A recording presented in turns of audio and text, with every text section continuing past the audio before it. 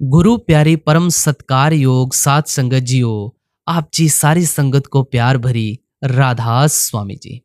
गुरु प्यारे सात संगत जी, जैसा कि आप सभी को पता होगा, आज 1 अगस्त है। आज हमारे मौजूदा सरकार बाबा जी महाराज जी का जन्म दिवस है और आज संगत को बहुत बहुत ज़्यादा चाव भी होगा। आप जी सारी संगत को परिवार सहित बहुत बहुत मुबारकबाद। आज का हम सत्संग आरंभ करने जा रहे हैं सतगुरु के ऊपर।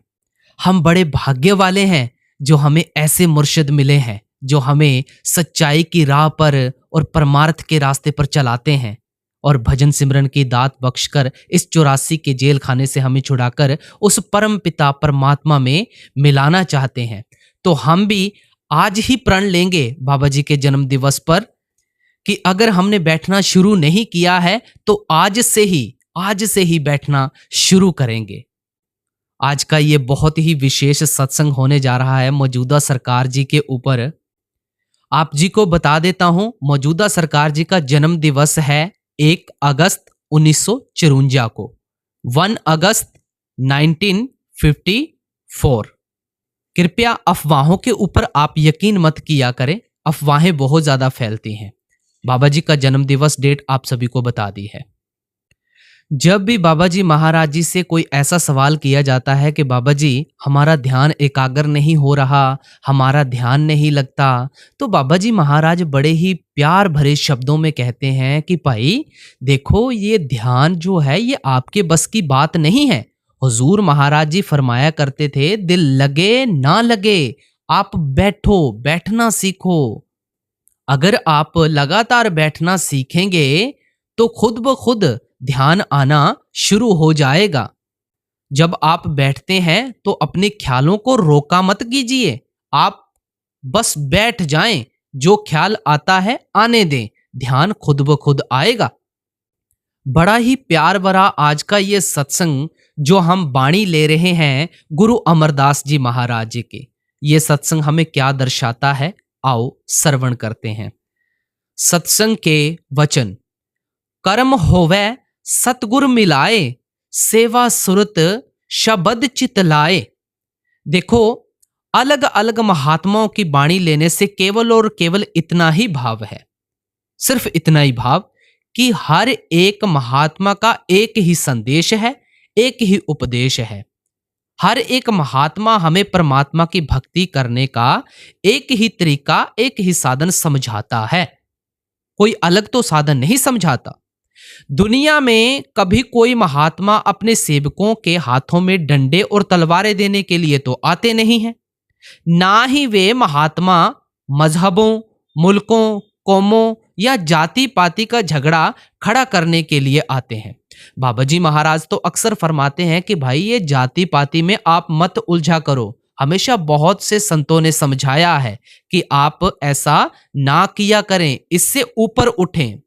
तो आगे फरमाते हैं, वे केवल हमारे अंदर परमात्मा से मिलने का शौक पैदा करते हैं, शौक, प्रेम प्यार पैदा करते हैं, हमें परमात्मा से मिलने का तरीका बताते हैं, साधन समझाते हैं, ताकि हम परमात्मा की भक्ति करके देह के बंधनों से आजाद हो सकें, देह के बंधनों से, जन्म मरण के दुखों से हमेशा के लिए हमारा छुटकारा हो सके।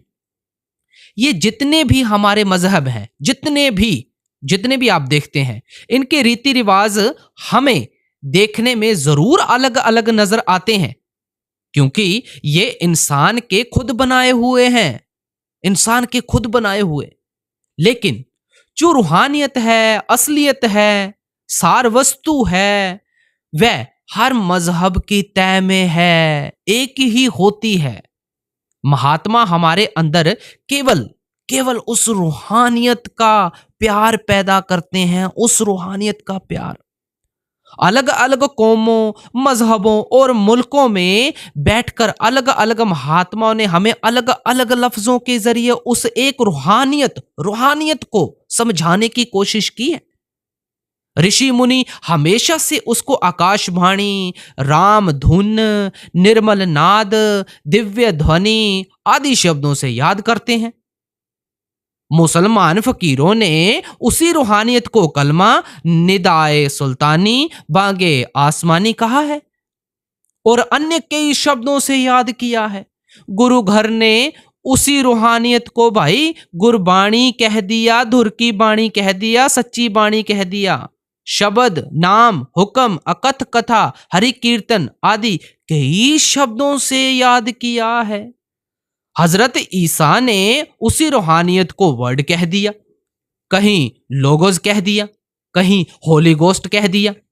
चीन के महात्मा ने उसी को ताओ कहकर बयान किया है। बार बार कहा जाता है हमारा लफ्जों से कोई झगड़ा नहीं है, हमें तो केवल अपने अंतर में उस रूहानियत की खोज करनी है। अंतर में, सिर्फ अंतर में रूहानियत की खोज करनी है, जिसको प्राप्त करके हम जन्म मरण के दुखों से, देह के बंधनों से हमेशा के लिए छुटकारा प्राप्त कर लेते हैं। संतों महात्माओं के जाने के बाद, उनके जाने के बाद धीरे धीरे हम उनके असली उपदेश से, उस रूहानियत से दूर चले जाते हैं। हम बाहर मुखी हो जाते हैं, कर्मकांड में फंस जाते हैं। उनके उपदेश को कोई कौम की शक्ल दे देता है, कोई मजहब की शक्ल दे देता है और कोई मुल्क की शक्ल दे देता है। इस प्रकार हम एक दूसरे से भाई लड़ना झगड़ना शुरू कर देते हैं। हम ऐसा क्यों करते हैं? पहले हमें यह विचार करना है भाई, हम ऐसा क्यों करते हैं?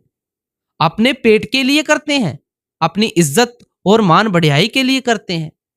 आप देखें, जिस महात्मा की तालीम या उपदेश सारे संसार के लिए एक है, अगर हम उसके उपदेश को छोटे छोटे दायरों के अंदर बंद करेंगे, इससे ज्यादा उस परमात्मा के भक्त और प्यारे से हम और क्या बेइंसाफी कर सकेंगे।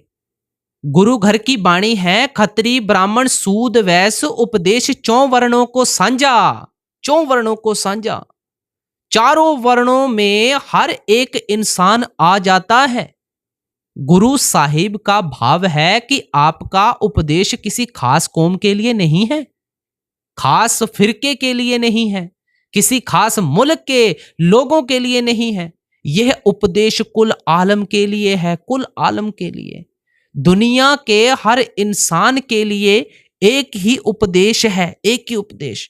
आप हर एक को अपना समझते हैं, हर एक के साथ प्यार करते हैं, आप समझाते हैं, बार बार समझाते हैं।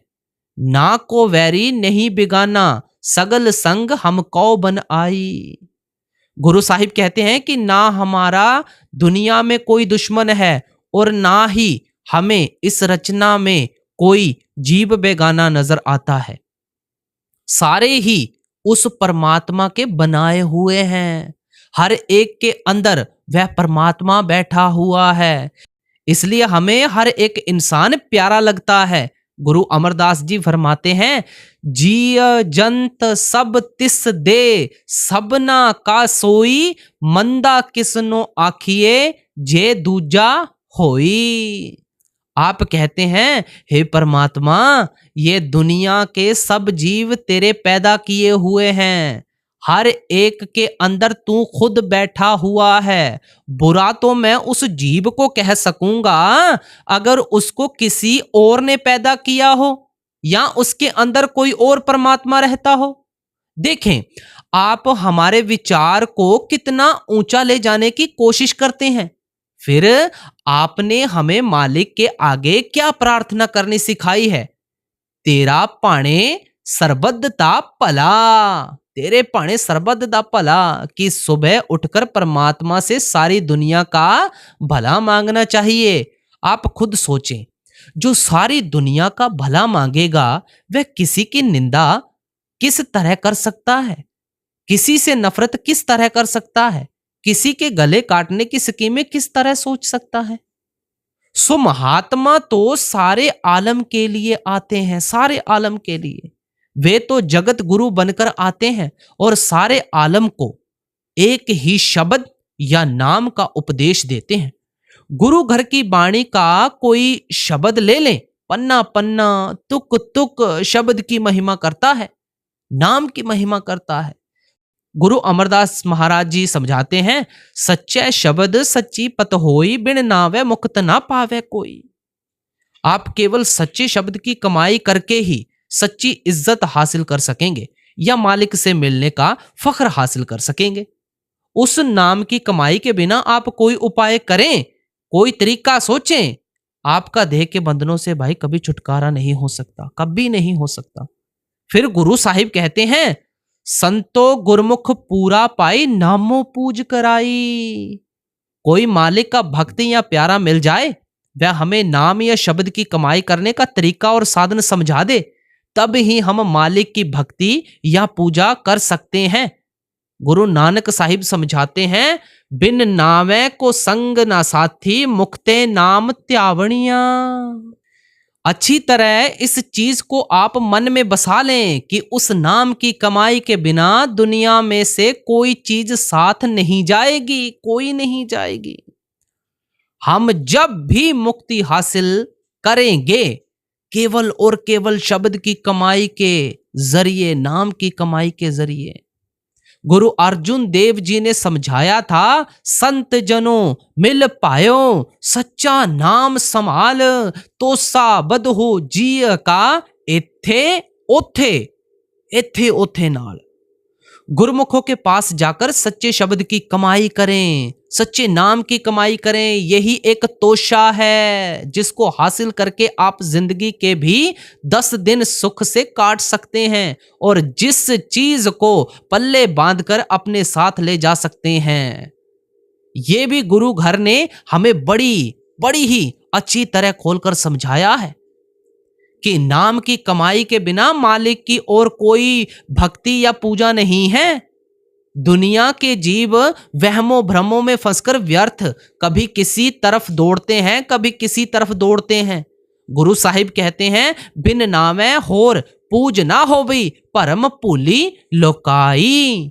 नाम की कमाई के बिना मालिक की कोई भक्ति और पूजा नहीं है। लोग वहमों भ्रमों में फंसकर अपने वक्त को व्यर्थ बर्बाद कर रहे हैं, व्यर्थ बर्बाद। गुरु नानक देव जी की वाणी है, नाम विसार चले अनमार्ग, अंत काल पछुताही, अंत काल पछुताही। नाम की कमाई करने का तरीका या रास्ता छोड़कर जिस भी रास्ते पर चलने की कोशिश करोगे, आखिर मौत के समय पछताना पड़ेगा। मौत के समय क्यों पछताना पड़ेगा? बिन नामे दर टोई नाही, ता जम करे खुआरी। उस नाम की कमाई के बिना कोई मालिक के घर नहीं पहुंच सकता। आप तो होका दे देकर उस शब्द की महिमा करते हैं, उस नाम की महिमा करते हैं। यहां श्री गुरु अमरदास जी हमें समझाते हैं कि हमारी आत्मा उस परमात्मा की तो अंश है, उस सतनाम समुद्र के कतरे हैं। गुरु नानक साहिब फरमाते हैं, आत्म में राम, राम में आत्म, चीनस गुर विचारा। आत्मा के अंदर वह परमात्मा है, परमात्मा के अंदर हमारी आत्मा है। लेकिन इस चीज की सूझ और समझ केवल केवल और केवल गुरुमुखों की संगति और सोबत में जाकर आती है।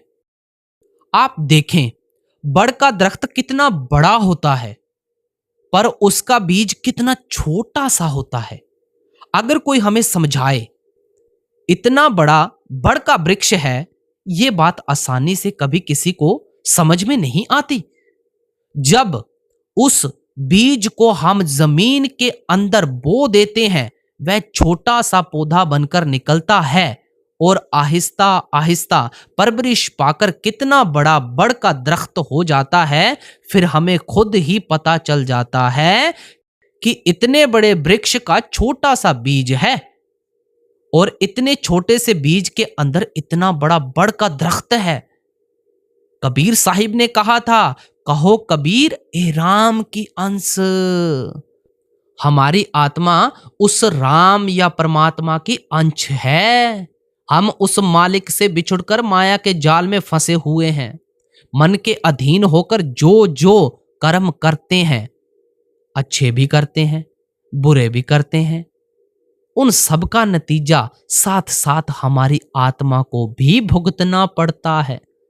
इस दुनिया को गुरु घर ने कर्मा संदड़ा खेत कहकर याद किया है। कर्मा संदड़ा खेत, किसी महात्मा ने इसको कर्म भूमि कहकर याद किया है।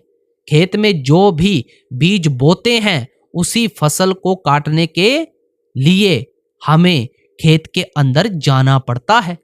इसी तरह देह के अंदर बैठकर हम जो भी कर्म करते हैं, अच्छे भी करते हैं, बुरे भी करते हैं, उन सब का फल भोगने के लिए हमें यहां आना पड़ेगा। क्या राजा, क्या प्रजा, क्या अमीर, क्या गरीब, क्या औरत, क्या आदमी, दुनिया के सब जीव यहां आकर अपने अपने कर्मों का हिसाब दे रहे हैं, अपने अपने कर्मों का। और इन कर्मों के कारण हमें जिस जगह जाकर जन्म लेना पड़ता है, उसी शरीर के अंदर जाकर हमें दुख और मुसीबतें सहन करनी पड़ती हैं।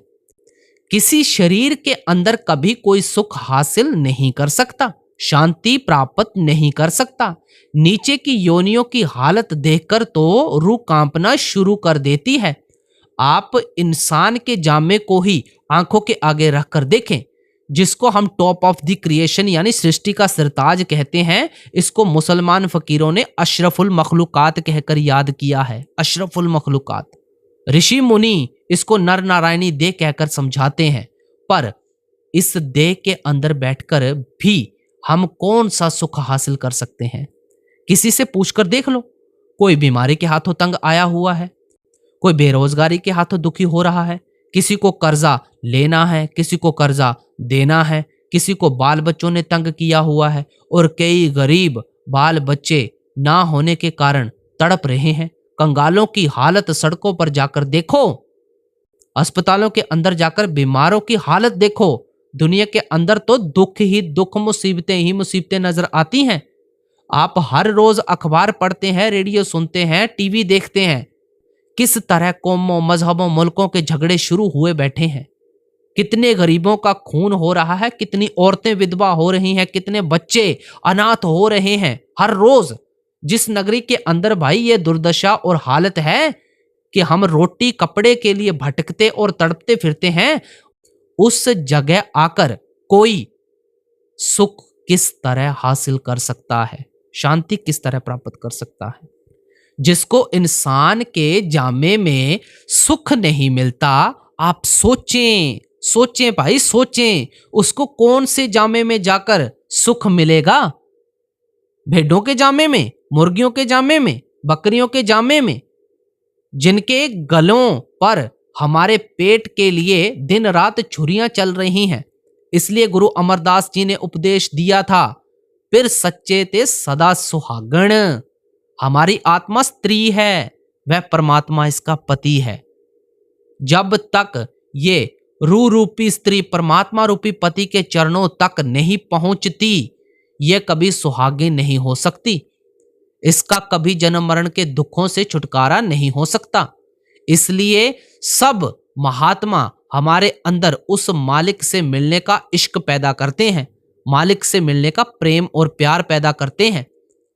आम संतों और महात्माओं ने आत्मा और परमात्मा के रिश्ते को स्त्री और पति का रिश्ता कहा है, क्योंकि इन दोनों रिश्तों को इकट्ठी करने वाली जो चीज है वह प्रेम है, प्यार है।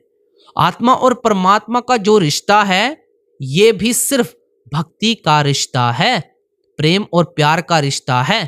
राम कृष्णा मिशन वालों ने इसको माता और बेटे का रिश्ता कहकर याद किया है। हजरत ईसा ने इसको बाप और बेटे का रिश्ता कहकर बयान किया है। इन सब रिश्तों में साझी और कॉमन चीज सिर्फ और सिर्फ प्रेम है, प्यार है।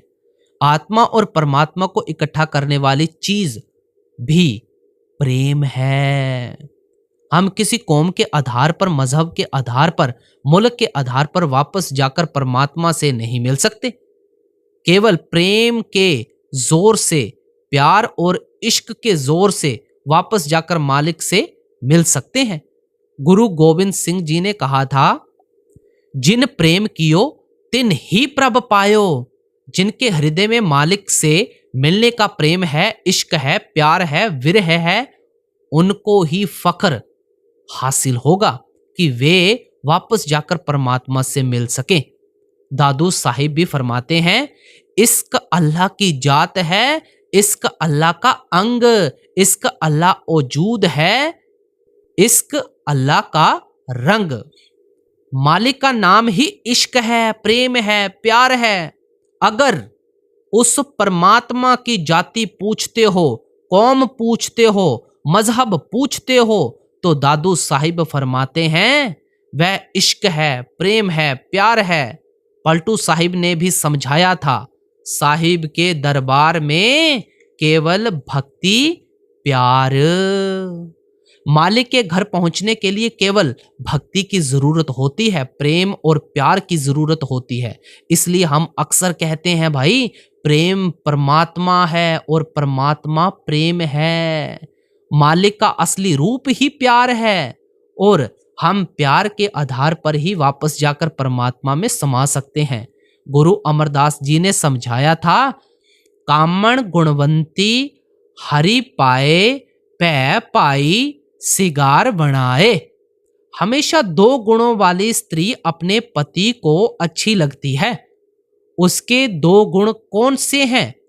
एक तो उसके अंदर अपने पति का प्रेम है, प्यार है। दूसरा, उसके मन के अंदर पति का भय है, डर है कि कहीं मैं ऐसा बुरा खोटा कर्म ना कर बैठूं, ऐसा बोल ना बोल बैठूं जिसके कारण मेरा पति नाराज हो जाए। मैं वह कर्म करूं, वह बोली बोलूं जिससे मेरा पति हमेशा खुश रहे। जो गुरु साहिब कहते हैं कि जिस तरह पति को खुश करने के लिए स्त्री के दो गुण हैं, इसी तरह जो आत्मा इन दोनों गुणों का भय और भाव का, मालिक के प्यार और डर का श्रृंगार करती है, उसी आत्मा को फख्र हासिल होगा कि वह वापस जाकर परमात्मा से मिल सके। शायद किसी के मन में ख्याल हो कि मैं हिंदुओं के घर पैदा हुआ हूं, मैं ही मालिक से मिल सकता हूं, या हमें मुसलमान बनना पड़ेगा या ईसाई बनना पड़ेगा। आप किसी महात्मा की वाणी पढ़कर देखें, सब यही कहते हैं कि आप चाहे कितनी जाति पाति बदलते रहें, कितने कौम मजहब बदलते रहें, जब तक मन में मालिक से मिलने का इश्क और प्यार पैदा नहीं होगा, आप कभी मालिक से मिल नहीं सकते। हजरत ईसा ने समझाया था कि वे खुशकिस्मत जीव हैं जिनके हृदय में मालिक से मिलने की तड़प है, मालिक से मिलने का प्यार है, क्योंकि उन्हीं का जन्म मरण के दुखों से छुटकारा होगा। तुलसी साहिब समझाते हैं, दिल का हुजरा साफ कर जाना के आने के लिए, ध्यान गैरों का उठा उसके बिठाने के लिए। अब ये वाणी तो सभी की फेवरेट है और सभी ने इस वाणी के ऊपर सत्संग भी बाबा जी से बहुत बार सुना है। तुलसी साहिब जी समझाते हैं, हम सब जीव ही चाहते हैं कि हमारे हृदय के अंदर आकर वह परमात्मा बैठे, लेकिन हम ये नहीं सोचते कि ये हृदय उसके बैठने के काबिल है भी। कुत्ता भी जिस जगह बैठता है, पूंछ मारकर उसको साफ कर लेता है। हम जमीन पर बैठते हैं तो कितने नखरे करते हैं, संगमरमर के फर्श लगाते हैं, कीमती कालीन बिछाते हैं, बढ़िया कुर्सियां रखते हैं, मखमल की गद्दियां रखते हैं, फिर सोचते हैं कि ये जगह हमारे बैठने के काबिल हुई है। जिस हृदय के अंदर हम परमात्मा को बिठाना चाहते हैं, वह हृदय दुनिया की शक्लों और पदार्थों के लिए तड़प रहा है। मिलना हम मालिक से चाहते हैं, वह मालिक हमारे अंदर किस तरह बैठ सकता है, किस तरह। इसलिए तुलसी साहिब फरमाते हैं, ध्यान गैरों का उठा, ध्यान गैरों का उठा, कि इस दुनिया का मोह छोड़ो, दुनिया का प्यार छोड़ो, अपने अंदर मालिक का इश्क पैदा करो भाई, मालिक का प्रेम और प्यार पैदा करो, क्योंकि ये रास्ता ही इश्क का है, प्रेम का है, प्यार का है। ये चीज बड़ी सोच और विचार करने की है, बहुत ही सोच विचार करने की। हम जानते हैं कि परमात्मा एक है, ये तो हमें बाखूबी पता है कि मालिक सिर्फ एक है, कोई चार नहीं है। कोई नहीं कहता कि हिंदुओं का कोई और है और सिखों ईसाइयों का कोई और है। गुरु अमरदास जी समझाते हैं, जग जीवन साचा एक को दाता, जग जीवन साचा एक को दाता। जो कुछ भी आप आंखों से देखते हैं, इसकी रचना करने वाला एक प्रभु है। मुसलमान फकीरों ने उसको रब्बुल आलमीन कहकर याद किया है, रब्बुल मुसलमीन कहकर याद नहीं किया। वह परमात्मा जो कि सारे आलम का एक है, वह परमात्मा नहीं जो केवल मुसलमानों का है। ऋषि मुनि उस परमात्मा को एक एका कहते चले आ रहे हैं। हमेशा से वही परमात्मा चला आ रहा है। गुरु नानक साहिब जपजी साहिब की पहली पौड़ी में समझाते हैं, आद सच जुगाद सच है भी सच, नानक होसी भी सच। एक ही चीज सच है जो कभी भी जन्म मरण के दुखों में नहीं आती, और वो क्या है? परमात्मा। गुरु साहिब कहते हैं कि सबसे पहले वह परमात्मा था, सब कुछ उस परमात्मा ने पैदा किया है।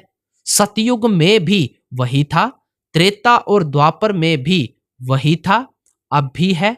केवल वही सच है, बाकी सब झूठ है। सबको नष्ट हो जाना है, सबको फना हो जाना है। सो एक परमात्मा है, हमेशा से वही चला आता है। फिर गुरु अर्जुन देव जी कहते हैं, वर्ण जात चिन्ह नाही कोई, सब हुक्मे सृष्ट उपायदा। जिस परमात्मा ने अपने हुक्म के जरिए ये सारी सृष्टि की रचना की है, ना वह काला है, ना वह गोरा है, ना हिंदू है, ना सिख है, ना हिंदुस्तान का रहने वाला है, ना अमेरिका अफ्रीका का रहने वाला है। चारों वर्णों में से वह परमात्मा किसी वर्ण के अंदर नहीं आता। जब परमात्मा ही किसी वर्ण में नहीं आता, परमात्मा की ही कोई कौम मजहब नहीं है, मुल्क नहीं है। भाई आप सोचें, सोचे तो सही, हमारी आत्मा की कौन सी कौम हो सकती है? आत्मा का कौन सा मजहब हो सकता है? आत्मा का कौन सा मुल्क हो सकता है? आत्मा की कौन सी जाति हो सकती है? परमात्मा ने इंसान पैदा किया। इंसान, हम छोटी छोटी जातियों, कौमों, मजहबों, मुल्कों के अंदर अपने आप को बांटते चले आ रहे हैं और एक दूसरे के भिन्न भेद में फंसे हुए हैं। अगर सूर्य की कोई कौम और मजहब नहीं, मामूली रोशनी की क्या कौम और मजहब हो सकती है? अगर समुद्र की कोई जाति पाति नहीं है, मामूली कतरे की क्या जाति पाति होगी? आप किसी महात्मा की वाणी खुले दिल से पढ़कर देखें, किसी भी महात्मा के। सब महात्मा हमें जातियों, पातियों, कौमों, मजहबों के बंधनों से निकालते हैं। गुरु अमरदास साहिब फरमाते हैं, जिथे लेखा मंगिए तिथे दे जाति ना जाई। भाई, जहां तेरे कर्मों का हिसाब किताब पूछा जाएगा ना, वहां ना तो तेरे शरीर ने पहुंचना है, ना तेरी जाति पाति ने पहुंचना है। तुझे किसी ने नहीं पूछना कि तू हिंदू होता था, कि सिख होता था, कि ईसाई होता था, या तू हिंदुस्तान से आया है या अमेरिका अफ्रीका से आया है। गुरु नानक साहिब कहते हैं कि वहां हमारा भक्ति भाव देखा जाएगा, केवल और केवल भक्ति भाव। वहां हमारे कर्म देखे जाएंगे। इन जाति पाति कौमों मजहबों का हमारे शरीर से ही संबंध है। शरीर को हम या तो अग्नि के सुपुर्द करके चले जाएंगे या मिट्टी के अंदर दबाकर छोड़ जाएंगे। किसी के कौम और मजहब अग्नि में जलकर खत्म हो जाते हैं, किसी की जाति पाति यही मिट्टी में मिलकर रह जाती है। इसलिए कबीर साहिब ने कहा था, जाति पाति पूछे ना कोई, हरि कहे भजे सो हरि का होई। कि तुम्हारी जाति पाति कोई नहीं पूछेगा। जो परमात्मा की भक्ति करता है वह परमात्मा का रूप हो जाता है। आप हिंदू होकर परमात्मा की भक्ति करें, सिख ईसाई होकर परमात्मा की भक्ति करें, इस भक्ति ने, इश्क ने हमें मालिक से मिलाना है। शायद किसी के मन में ख्याल हो कि परमात्मा से मिलने के लिए मुसलमान बनना पड़ेगा, सिख बनना पड़ेगा या ईसाई बनना पड़ेगा। यह सबसे बड़ा भ्रम है। पलटू साहिब फरमाते हैं, पलटू ऊंची जात को जाने, कोई करे अहंकार, साहिब के दरबार में, साहिब के दरबार में केवल भक्त प्यार। शायद किसी के मन में ख्याल हो कि मैंने पंडितों के घर में जन्म लिया है, मुझे ही मालिक से मिलने का फख्र हासिल हो सकता है। पलटू साहिब जी फरमाते हैं कि ये ख्याल ही हमेशा के लिए मन में से निकाल दो, क्योंकि मालिक के घर पहुंचने के लिए केवल भक्ति की जरूरत पड़ती है, प्यार की जरूरत पड़ती है। बुल्ले शाह कहते हैं, अमला उत्ते होण नबेड़े, खड़ी रहन गिया जाता। अमला उत्ते होण नबेड़े, जो अपने कर्मों की तरफ ध्यान देते हैं उनका ही वहां हिसाब किताब खत्म होगा। जिनको जाति पाति का अहंकार है उन्हें कोई नहीं पूछेगा, कोई नहीं पूछेगा। गुरु अमरदास जी ने तो यहां तक जाति पाति का खंडन किया है, बिन नावे सब नीच जात है, विष्टा का कीड़ा होई। जो मालिक की भक्ति नाम की कमाई नहीं करते, उससे नीची जात वाला और कौन होगा। जो मौत के बाद विष्टा के कीड़े बनेंगे, गंदगी के कीड़े बनेंगे। किनकी जाति ऊंची है, जिस नाम हृदय सो सबते ऊंचा, सबते ऊंचा। जिनके मन में उस प्रभु का प्रेम बस जाता है, प्यार बस जाता है, इश्क बस जाता है, गुरु साहिब कहते हैं कि वे ऊंचे से ऊंचे हैं, वे निर्मल से निर्मल हैं, क्योंकि वे जाकर सच्चे परमात्मा में समा जाते हैं। हम दुनिया के जीव इन कौमों, मजहबों और मुल्कों के इतने कैदी हो गए हैं कि जो महात्मा जगत के गुरु और रूहानियत के बादशाह बनकर दुनिया में आए हैं, हम उन महात्मा को भी कौमों, मजहबों और मुल्कों के अंदर बंद कर देते हैं। हम कहते हैं कि सिखों के गुरु हैं, हिंदुओं के ऋषि मुनि हैं, मुसलमानों के पीर हैं, ईसाइयों के सेंट हैं। हर एक महात्मा जगत गुरु बनकर आता है भाई, रूहानियत का बादशाह बनकर आता है, सच्ची रूहानियत का प्रचार करने के लिए आता है। हम खुद इन जंजीरों के कैदी हैं और उन महात्मा को भी इन जंजीरों में जकड़ देते हैं। अगर वे खास कौम के गुरु कहलाते हैं, खास मुल्क के गुरु कहलाते हैं, खास जाति के गुरु कहलाते हैं, मैं कहता हूं ना वे पीर हैं, ना वे गुरु हैं, ना वे संत हैं, ना कोई और महात्मा है। सच्चे गुरु, पीर, संत, महात्मा कुल आलम के लिए होते हैं। वे मालिक से मिले होते हैं, मालिक का रूप होते हैं। अगर मालिक हिंदू नहीं, सिख नहीं, ईसाई नहीं, तो मालिक के भक्त किस तरह हिंदू, सिख या ईसाई बन जाएंगे।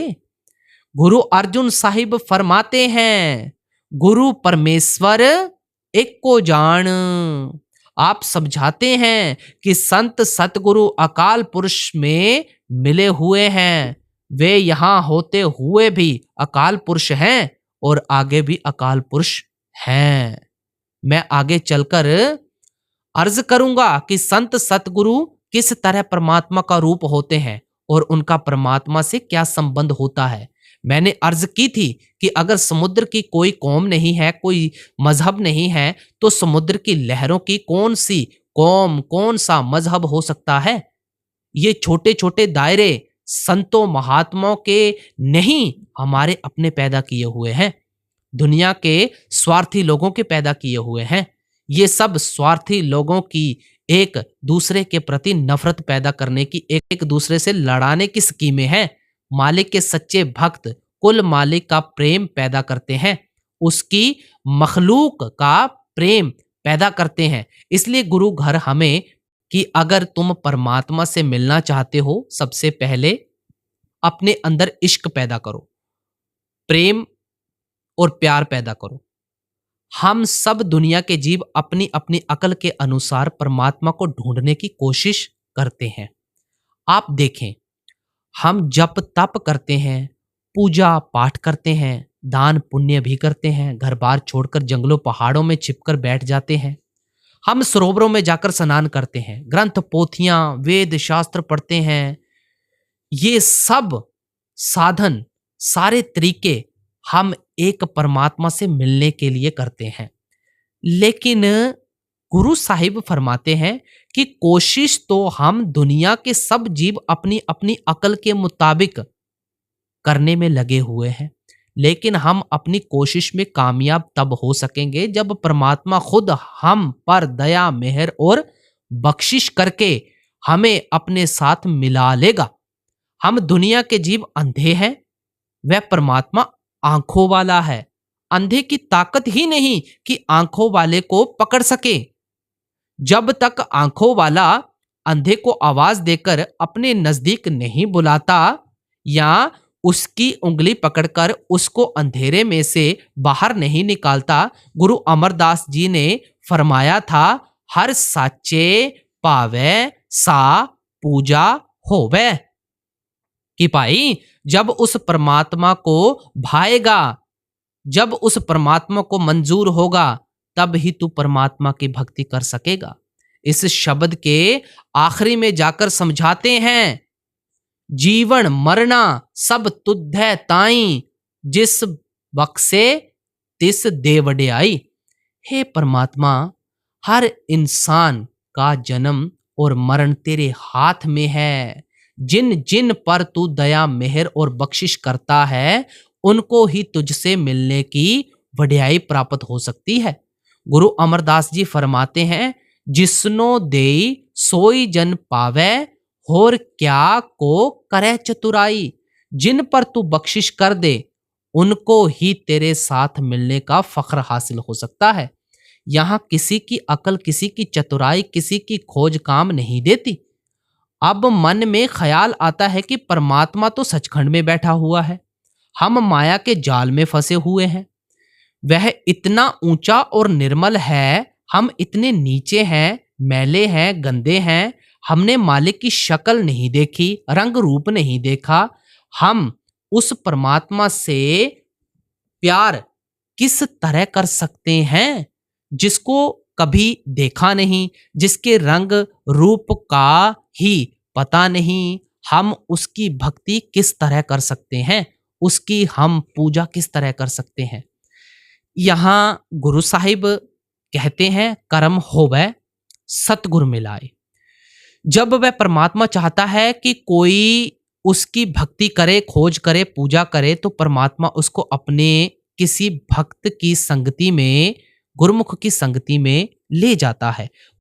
गुरुमुखों की, संतों महात्माओं की संगति और सोहबत में जाकर ही हमारा ख्याल मालिक की भक्ति की तरफ जाता है। मालिक के प्यारे सतनाम समुद्र की लहरें होते हैं। हमारा जो असली गुरु है वह शब्द है, वह नाम है। भाई गुरदास जी कहते हैं, गुरमूरत गुर शब्द है। गुरमुखों का जो स्वरूप है वह शब्द है, जिसके साथ वे अंतर में हमारे ख्याल को जोड़ते हैं। गुरु नानक साहिब फरमाते हैं, शब्द गुरु सुरत धुन चेला। ये तो हमें बाबा जी महाराज ने बहुत बार समझाया है। वह शब्द हर एक का गुरु है और सुरत या आत्मा उस शब्द की सेवक है। गुरुमुखों का स्वरूप शब्द है और हमारा गुरु भी शब्द है। हम गुरुमुखों की संगति करते हैं कि उनकी संगति के जरिए हमारा ख्याल उस शब्द के साथ जुड़ जाए, उस नाम के साथ जुड़ जाए। गुरु अर्जुन साहिब इस बात को बड़ा खोलकर समझाते हैं, खंड पताल दीप सब लोआ, सब काले वस आप प्रभ किया। मालिक ने दुनिया की रचना करके खंड पताल आदि जो कुछ हम आंखों से देखते हैं, इसका इंतजाम काल के सुपुर्द कर दिया है। काल की हद ब्रह्मा तक है, त्रिलोकी तक है। जो जो काल के दायरे के अंदर आते हैं, वे सब जन्म मरण के दुखों के अंदर फंसे हुए हैं। जब तक हम काल के दायरे से पार नहीं जाते, हमारा जन्म मरण के दुखों से छुटकारा नहीं हो सकता। इस दायरे से किस तरह पार जाना है? आप कहते हैं, निश्चल एक आप अविनाशी, सो निश्चल जो तिस त्यायदा। केवल एक परमात्मा है जो कभी जन्म मरण के दुखों में नहीं आता। अब आगे गुरु अर्जुन देव जी फरमाते हैं, हर का सेवक सो हर जिया, भेद न जानो मानस देहा। जो मालिक के भक्त और प्यारे हैं, वे मालिक की भक्ति करके मालिक का रूप हो जाते हैं। उनमें और मालिक में कोई भिन्न भेद नहीं होता। उनका मालिक से क्या संबंध है? गुरु साहिब आगे समझाते हैं, जियो जल तरंग उठे बहुपाती, फिर सल्ले सलल समाएदा। जिस तरह समुद्र में 2-4 मिनट के लिए एक लहर उठती है, फिर वह वापस जाकर समुद्र में ही समा जाती है। जो एक लहर का समुद्र से रिश्ता है, वही मालिक के भक्तों और प्यारों का परमात्मा के साथ रिश्ता होता है। अब अगली कड़ी पर आते हैं, हमें समझाते हैं, हौ वारी जीव वारी सतगुर कै बलिहारणिया। क्योंकि गुरुमुखों के जरिए हमारा ख्याल सच्चे शब्द, सच्चे नाम के साथ जुड़ता है और शब्द और नाम की कमाई करके इस होमे की बीमारी से हमारा छुटकारा होता है और हमारा मालिक के साथ मोह और प्यार पैदा होता है। पीखा जी कहते हैं, पीखा पुखा को नहीं सबकी गठड़ी लाल, गिरे है खोल ना जान सी ताते पहे कंगाल। मालिक ने दुनिया में किसी को भूखा नहीं रखा, सबके अंदर वह नाम रूपी दौलत रखी हुई है। हमें अंदर जाने का तरीका पता नहीं है, इसलिए हम कंगालों की तरह बाहर ठोकरे खाते फिरते हैं। गुरु अर्जुन देव जी बड़े ही प्यार से फरमाते हैं, जिसका गृह तिन दिया ताला कुंजी गुरसो पाई, अनिक उपाव करे नहीं पावे, बिन सतगुर शरणाई। जिस मालिक ने हमें पैदा किया है, उसने नाम रूपी दौलत हमारे अंदर हमारे लिए रखकर उसका भेद गुरुमुखों के हवाले कर दिया है। हम मन बुद्धि से कितना भी उस चीज को दिन रात क्यों ना ढूंढते रहें, उसे कभी हासिल नहीं कर सकते। जब तक हम गुरुमुखों के बताए हुए उपदेश पर नहीं चलते, आप देखें, विद्या की ताकत हर एक के अंदर मौजूद होती है, लेकिन सोई हुई है।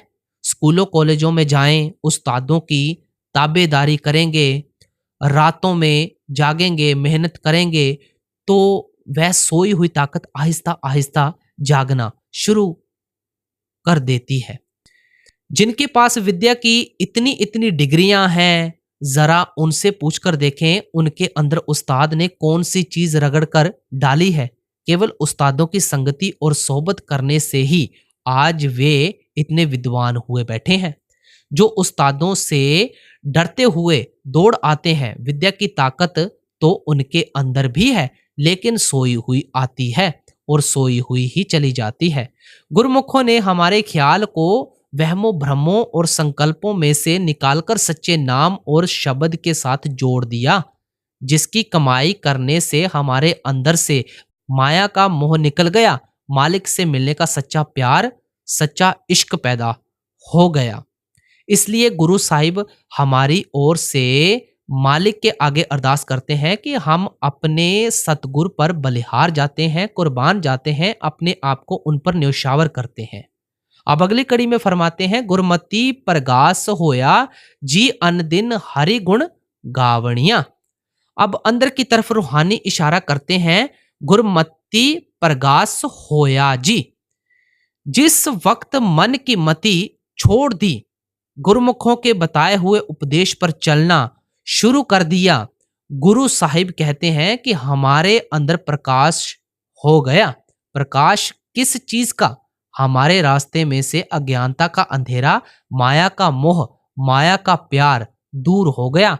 हमें अपने अंदर शब्द की रोशनी, शब्द की ज्योति, शब्द का प्रकाश नजर आना शुरू हो गया। फिर हमने क्या करना शुरू कर दिया? अन दिन हर गुण गावणिया। हमने दिन रात अंदर हरि के गुण गाने शुरू कर दिए। हरि के गुण गाने से क्या मतलब है? अपने अंदर शब्द को सुनना शुरू कर दिया।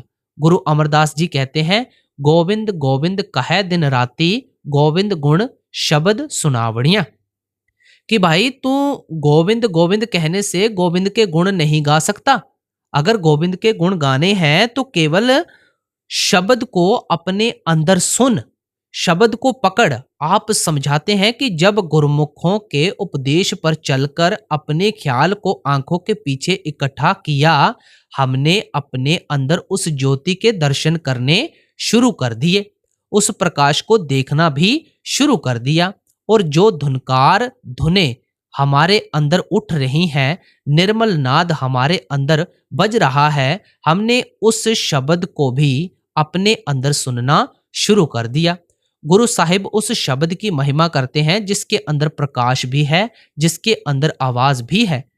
गुरु नानक साहिब कहते हैं, अंतर जोत निरंतर बाणी, साचे साहिब सियों लिवलाई। हमारे हर एक के अंदर आंखों के पीछे ज्योति जल रही है। उस ज्योति के अंदर से मीठी सुरीली वाणी या शब्द की आवाज निकल रही है। अगर आप अपने अंदर उस ज्योति के दर्शन करें, उस वाणी की आवाज को सुनना शुरू कर दें, गुरु साहिब कहते हैं, साचे साहिब सियों लिवलाई। आपका सच्चे परमात्मा से प्यार पैदा हो जाएगा। झूठी दुनिया में से झूठा मोह और प्यार निकल जाएगा। गुरु साहिब कहते हैं, राम नाम है ज्योति सवाई। वह राम नाम की ज्योति सबके अंदर जली हुई है। वहां किसी कौम का, मजहब का, मुल्क का सवाल ही पैदा नहीं हो सकता।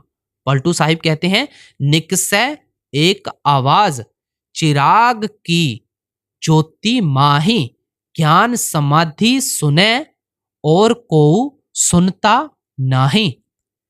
जो गुरुमुखों के समझाने के अनुसार समाधि लगाते हैं, जो गुरुमुखों के समझाने के मुताबिक सिमरन और ध्यान के जरिए ख्याल को आंखों के पीछे इकट्ठा करते हैं, वे अपने अंदर ज्योति के भी दर्शन करते हैं, और जो उसके अंदर घंटे और शंख जैसी आवाजें उठ रही हैं, उन आवाजों को भी अपने अंदर सुनते हैं। अब अगली कड़ी पर आते हैं। अन दिन सदा रह रंग राता, दर सच्चै सोजी पावनिया। गुरुमुखों की संगति और सोबत में आने से पहले हम बेटे बेटियों के प्यार में रंगे हुए थे, कौमों मजहबों और मुल्कों के रंग में रंगे हुए थे, शराबों कबाबों की लज्जतों के रंग में रंगे हुए थे, दुनिया की धन दौलत के रंग में रंगे हुए थे। गुरु साहिब कहते हैं, जब हमने गुरुमुखों के पास आकर सुरत शब्द का अभ्यास करना शुरू कर दिया, नाम की कमाई करना शुरू कर दी, हमारे मन पर से ये सब रंग उतर गए। कौन सा रंग चढ़ गया? मालिक की भक्ति, मालिक के प्यार का रंग चढ़ गया। गुरु साहिब एक और स्थान पर सुंदर मिसाल देते हैं। आप कहते हैं कि जब हम कपड़ा रंगने के लिए ललारी यानी रंगरेज के पास ले जाते हैं, तो वह क्या करता है? साबुन या सज्जी लगाकर अच्छी तरह धोकर उसका मैल दूर कर देता है, कपड़े के अंदर की सफेदी निकाल लेता है, फिर उसके पास रंग से भरा हुआ मटका होता है, उसके अंदर कपड़ा डुबा देता है, उस पर बड़ा सुंदर रंग चढ़ जाता है। हम भी विषय विकारों के भरे हुए कौमों मजहबों मुल्कों के कैदी हुए हैं। गुरुमुखों की संगति या सोबत में आते हैं, वे सत्संग के जरिए, सिमरन और ध्यान के जरिए, वचन लिवास के जरिए ये सब दुनिया के रंग हमारे मन से उतार देते हैं और हमारे मन को शब्द से जोड़कर मालिक की भक्ति, मालिक के प्यार के रंग में रंग देते हैं। इसलिए गुरु साहिब कहते हैं कि जिस तरह पहले हम दुनिया के रंग में रंगे हुए थे, अब गुरुमुखों के पास जाकर हम मालिक की भक्ति के रंग में रंग गए हैं, मालिक के प्यार में रंग गए हैं। अब अगली कड़ी में फरमाते हैं, पाप पुण्य की सार न जानी, दूजे लागी परम पुलानी, अगे आनी अंधा मगु ना जाने, फिर आवण जावणिया। अब मनमुखों की अवस्था बयान करते हैं कि उनको ना पुण्य का पता लगता है, ना पाप का पता लगता है, दोनों का अंतर ही महसूस नहीं होता। वे अज्ञानी हैं, अंधे हैं, मूर्ख हैं। एक तो अंधे हैं, दूसरे अज्ञानता के अंधेरे में फंसे हुए हैं। सिर पर पापों का, कर्मों का बोझ उठाया हुआ है, अज्ञानता के अंधेरे में ही भटकते फिरते हैं। उसका क्या नतीजा होता है? उनको बार बार मरना पड़ता है, बार बार जन्म लेना पड़ता है, बार बार। अब अगली कड़ी में फरमाते हैं, गुर सेवा ते सदा सुख पाया, हौ मैं मेरा ठाके रहाया, गुर साखी मिट्या अंधेरा, बजर कपाट खुलावणिया। हमने शुरू में अर्ज की थी, हमारे और मालिक के बीच जो वज्र कपाट लगे हुए हैं, वे होमे के वज्र कपाट हैं, माया मोह के वज्र कपाट हैं। बेशक वह परमात्मा हमारे लिए, हमारे हर एक के अंदर बैठा हुआ है, पर जब तक ये होमे की रुकावट हमारे रास्ते से दूर नहीं होती, हम कभी परमात्मा को पा नहीं सकते।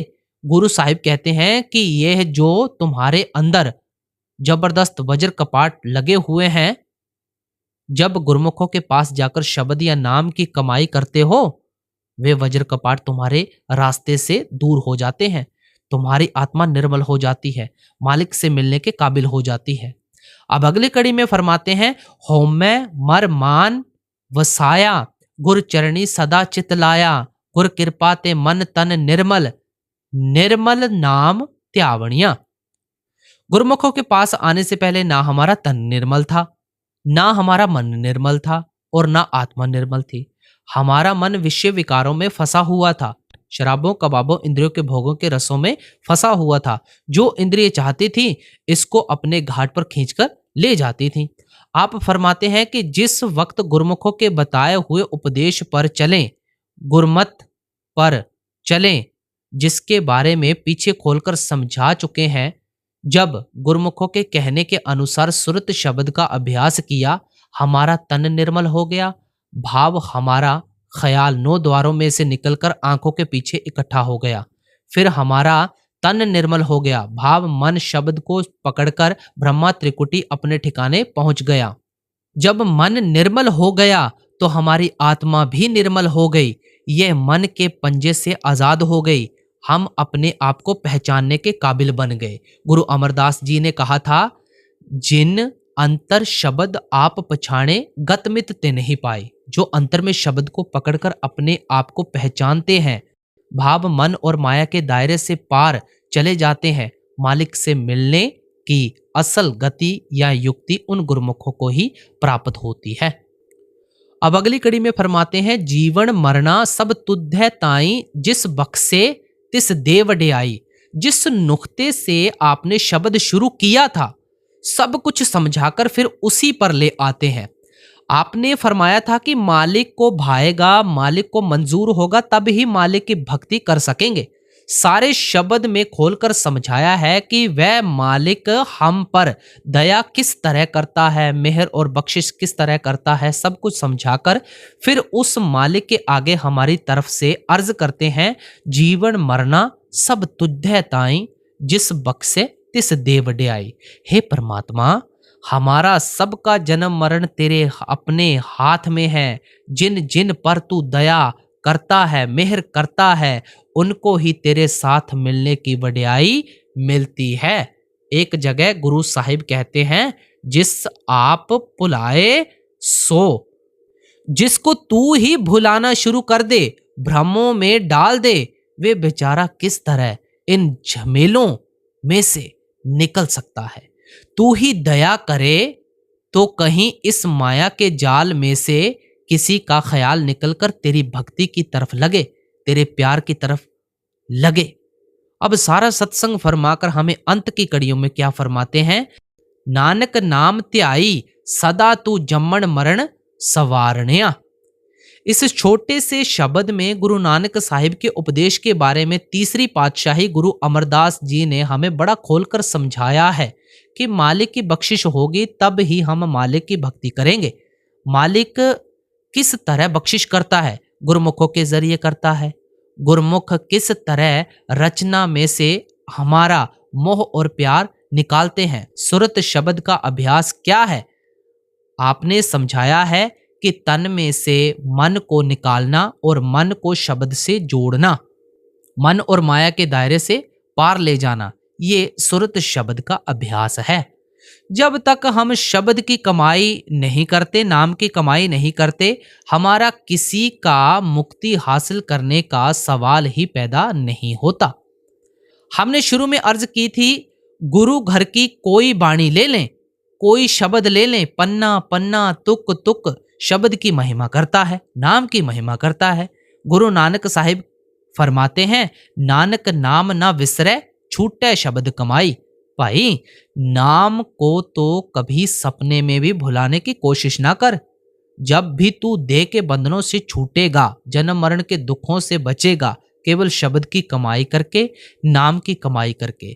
सो हमें भी चाहिए कि गुरु घर के उपदेश के अनुसार चलते फिरते उठते बैठते अपने ख्याल को अंदर शब्द के साथ जोड़कर रखें, नाम के साथ जोड़कर रखें। शुरू में आप सभी को हुजूर महाराज जी की मिसाल दी कि बाबा जी महाराज हुजूर महाराज जी की मिसाल दिया करते थे कि चलते फिरते उठते बैठते खाते पीते नहाते धोते पाखाना में भी नाम जपना है। कोई घड़ी ऐसी नहीं है जिस वक्त मालिक का नाम ना जपा जाए।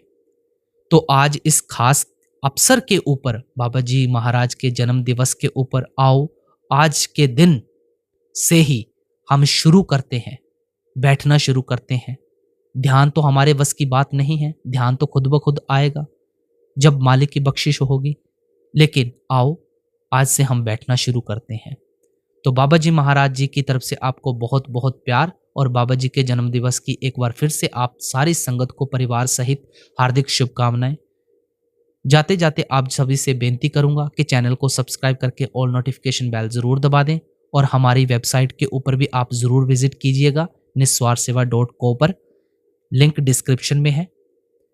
तो सभी को प्यार भरी राधा स्वामी जी।